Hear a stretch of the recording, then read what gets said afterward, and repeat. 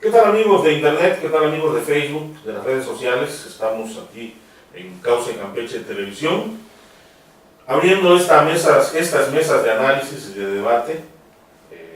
Jorge Rueda les saluda, acompañado de Ambrosio Gutiérrez, y pues a partir de hoy y cada semana vamos a estar en este espacio comentando con usted, platicando y, como su nombre lo dice, analizando, debatiendo o simplemente contándole lo que pasa en el ámbito local, nacional también, y pues todo lo que haya que comentar. Ambrosio.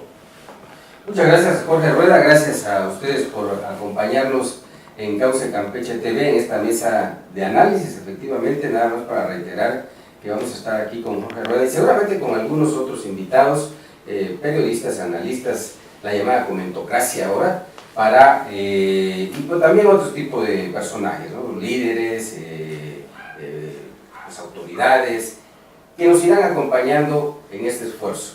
Por lo pronto, muchas gracias a ustedes y vamos hoy a iniciar esta mesa de análisis con la visita del presidente. Bueno, antes déjenme decirle y agradecer a Café Montañés, que nos está acompañando también. Si usted no ha probado Café Montañés, es hora de que lo haga, ya le iremos diciendo dónde se ubica. Por lo pronto, aquí está también Café Montañés con nosotros. Muchas gracias a sus propietarias Wendy y Linda Luna por patrocinar este esfuerzo. Ahora sí, Jorge, les decía hace un momento que este jueves estuvo en Campeche, quizás por última vez con la investidura presidencial, el presidente Enrique Peña Nieto. Vino a inaugurar un par de obras, a visitar Campeche, y bueno, hay información que vale la pena, Jorge, tú que estás enterado de lo que ocurrió, ¿cómo estuvo? Bueno, el evento, la oficial fue en la dársena de San Francisco, en el embutido, en el cuadrado, como lo conocemos.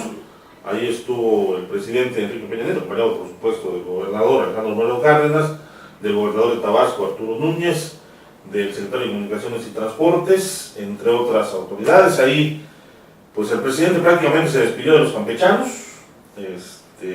bromeó una vez más a costa de su amistad con el gobernador Moreno Cárdenas. Sí, pues destacó su labor permanente de gestión. A pellizcos. Eso dijo la vez anterior. En esta ocasión,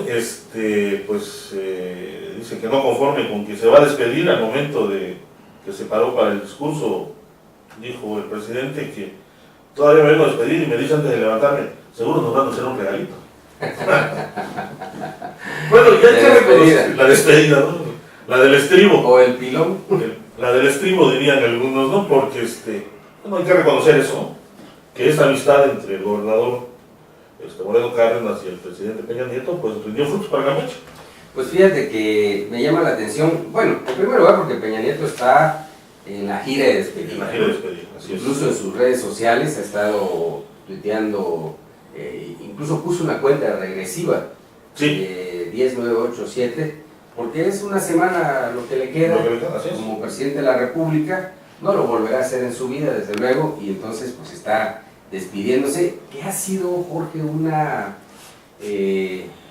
transición totalmente diferente a las que habíamos asistido, habíamos visto.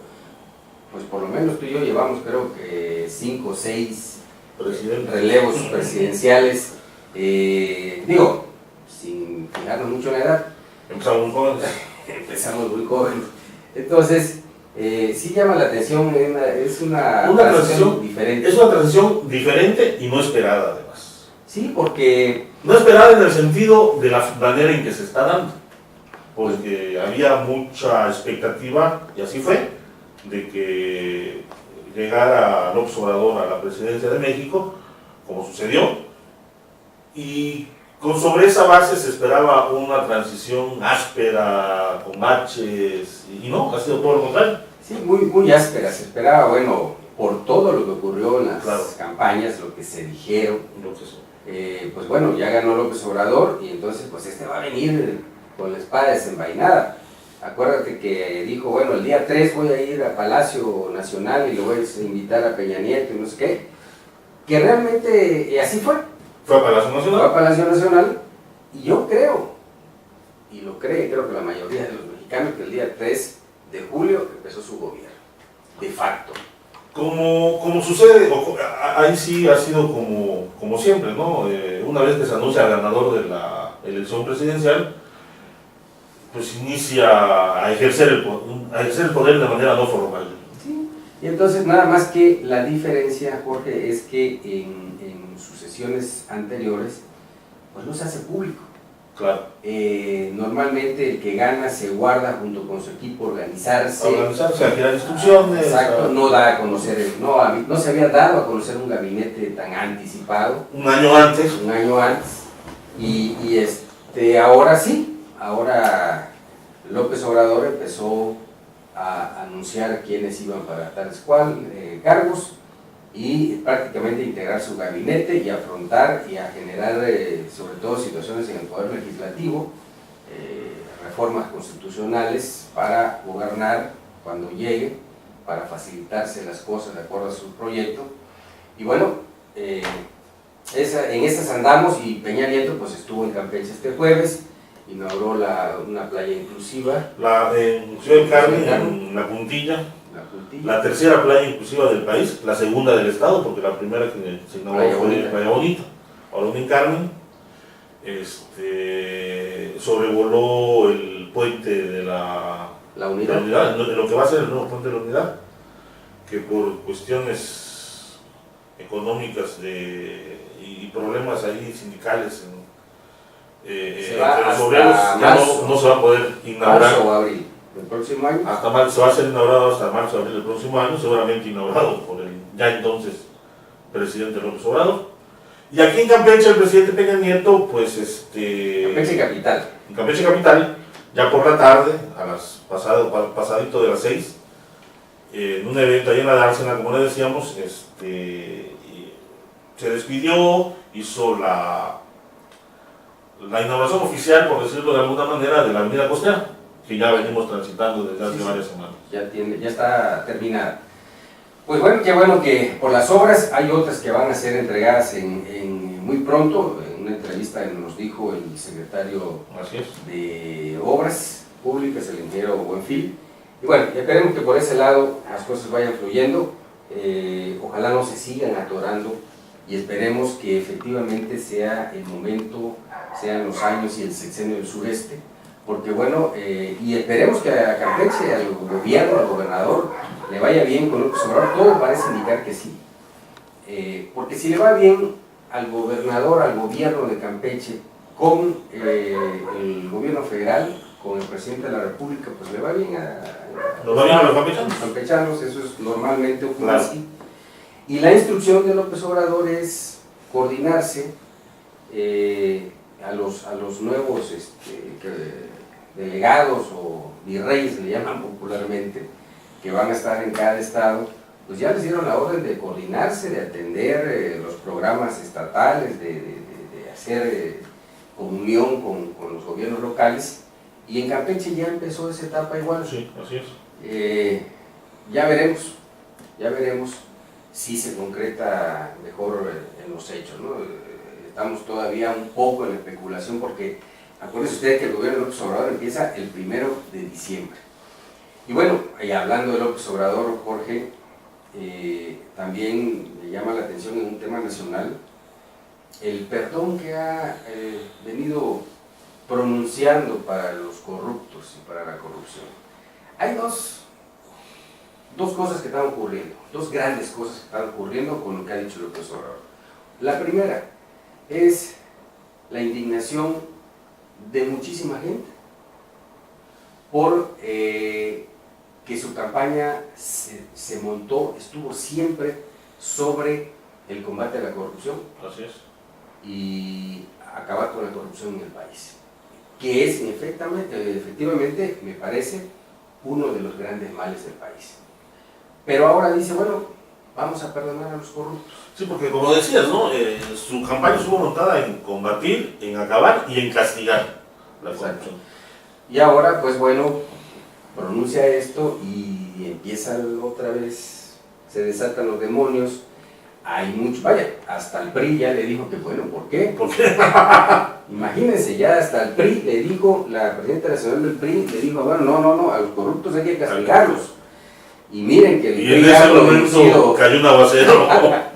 miren que el PRI ha producido, Entonces, bueno, a ese punto. La otra, digo, por ese lado, mucha opinión, la gran mayoría en contra de lo que dijo el presidente, y otro segmento de opinión más profundo, diría yo, que es el que piensa que López Obrador está actuando o diciendo eso porque cree que si no se perdona a los que hicieron mal, entonces los que hicieron mal van a seguir haciendo mal. Es decir, nunca se va a lograr una comunión nacional que acabe con ese tipo de fenómenos y que haya lo que llama él la reconciliación nacional. Pero eso es apostarle mucho a la buena fe. Sí, ojalá fuera así. Ojalá fuera así, porque bueno, ya vimos que no funciona actuando de buena fe. En el caso del sexenio de Vicente Fox, en algún momento en alguna entrevista le preguntaban sobre la corrupción, sobre los corruptos y sobre los malos y todo esto.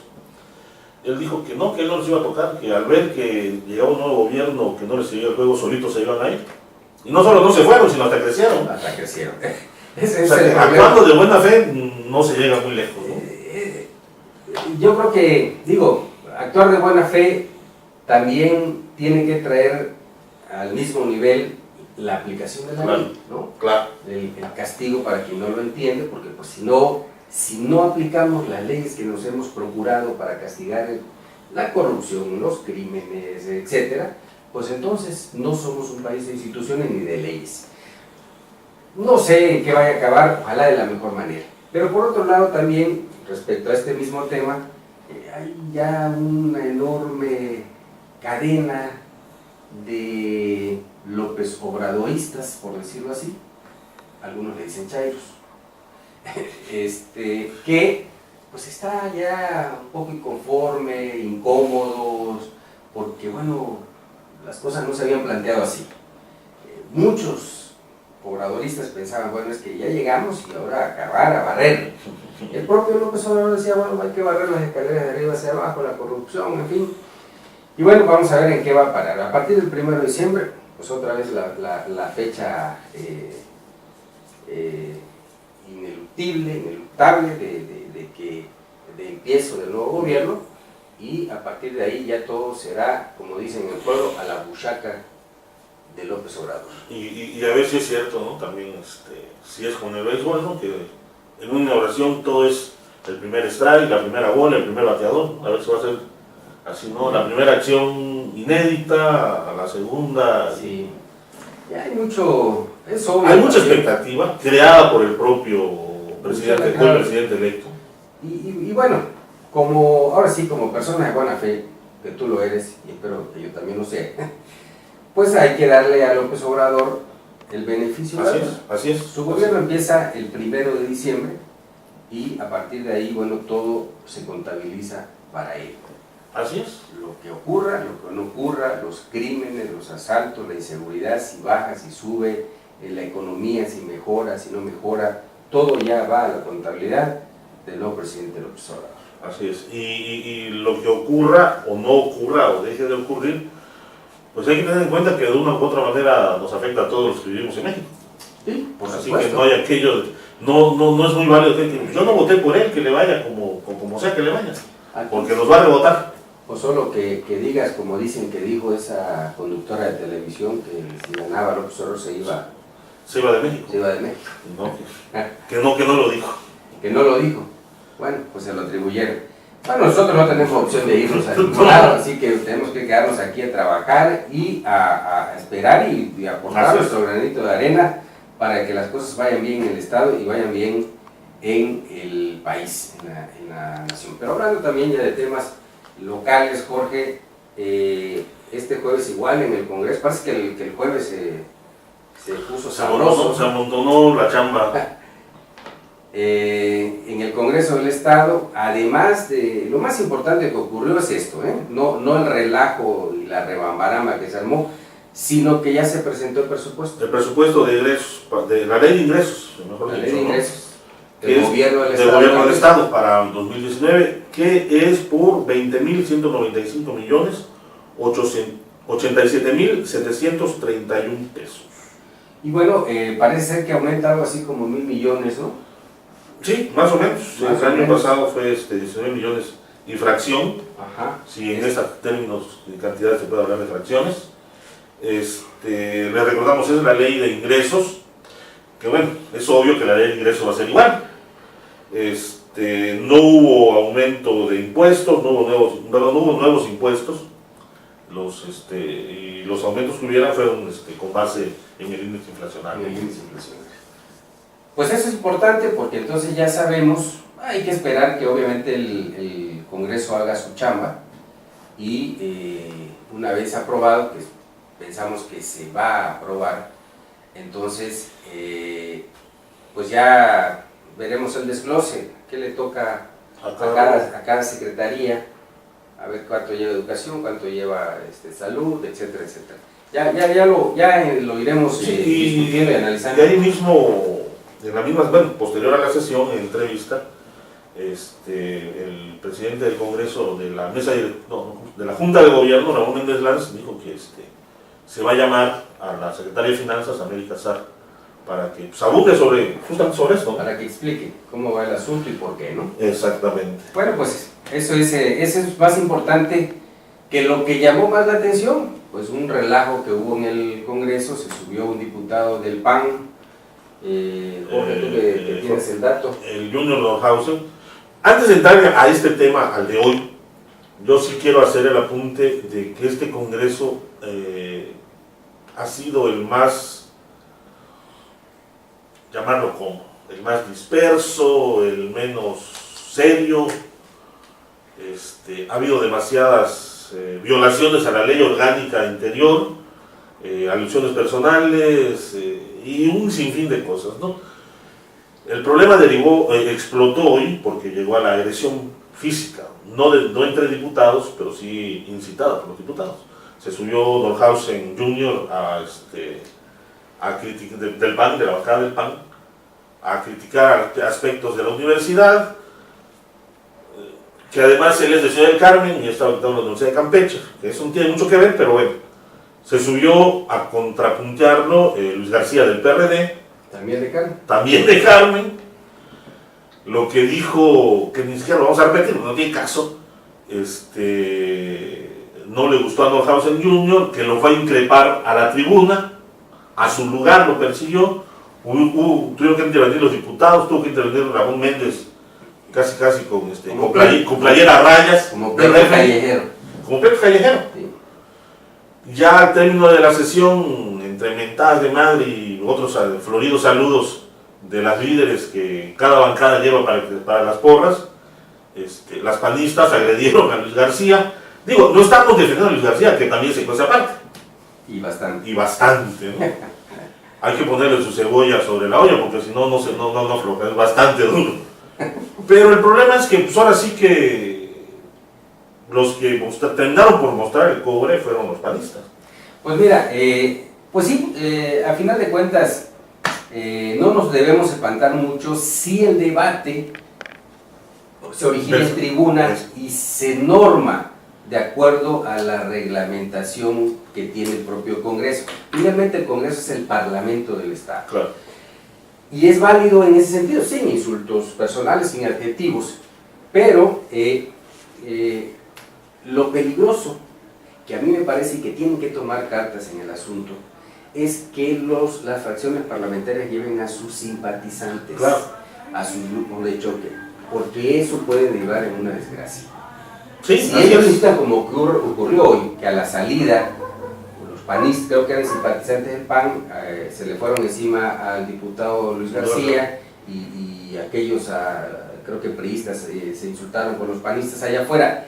Aguas, eso puede originar una desgracia mayor si no se ponen las condiciones adecuadas. Y el Congreso tiene las facultades para hacerlo.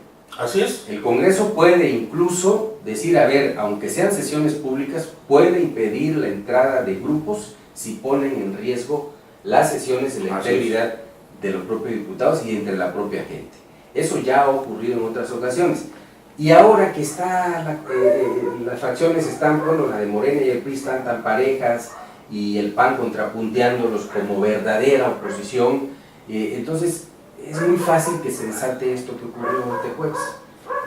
Una confrontación por un asunto que no vale la pena. Por un asunto que no vale la pena, exactamente. Y llegue a una desgracia. Aguas con eso. En el Congreso del Estado, Ramón Méndez, que es el líder, digamos, del presidente de la Junta de Gobierno, la diputada Torres, Lupita Torres, presidenta de la mesa directiva, primero al ver el relajito que estaba ocurriendo, primero convocó ¿cómo se llama? A un receso de la sesión. Nadie le hizo caso, clausuró la sesión y fue ahí donde terminó. ¿Pero qué necesidad? ¿Pero qué necesidad? Porque si estaban... ¿Pero qué necesidad, Juan Gabriel, que va a revivir para estos días, no? Según. Porque si estaban discutiendo una nimiedad, ¿qué va a pasar cuando discutan el presupuesto entonces? Algo que valga la pena.